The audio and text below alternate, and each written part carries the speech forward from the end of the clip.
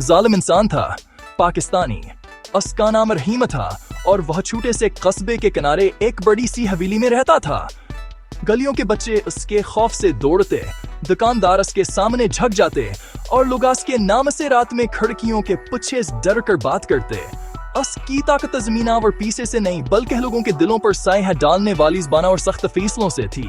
एक दिन कस्बे में खुशक साली आ गई, जमीन तर्क हो गई, किसान परेशान हो गए और लाचार घराने रोटी के लालच में भीगने लगे। रहीम ने अपने बड़े खेतों में पानी रोक लिया। इसने सोचा कि जो लोग इसके ताबे न हों उन्हें सबक सिखाया जाए।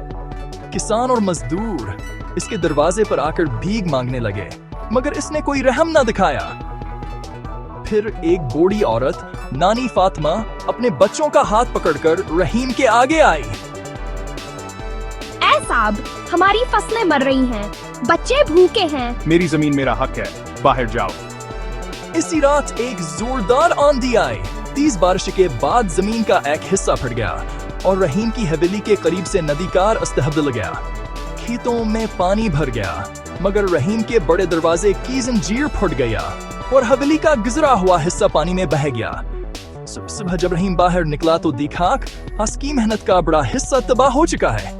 लेकिन जिस मंजर ने इसके दिल को झंझोड़ा वही था कि कस्बे के वही लोग जिन्हें उसने जुल्म किया था, बूढ़ी नानी समेत मिलकर फसल बचा रहे थे और एक दूसरे के घर पहुंचा रहे थे।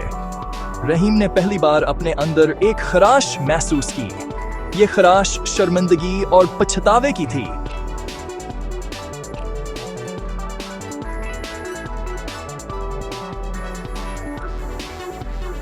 इसने सोचा, मैंने कितने दिल तोड़े और ये लोग फिर भी इंसानों की तरह बर्ताव कर रहे हैं। आहिस्ता आहिस्ता रहीम ने लोगों से माफी मांगी।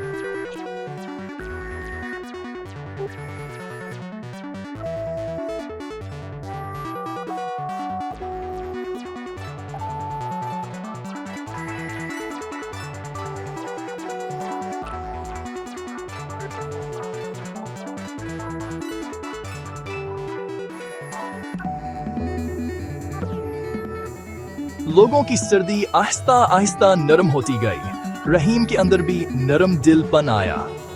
कहानी का सबक ये है, जुल्म एक तन्हा रास्ता है जो आखिरकार इंसान को तन्हा कर देता है।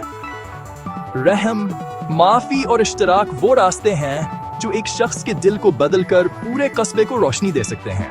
रहीम फिर कभी मुकम्मल तौर पर बदल ना सका।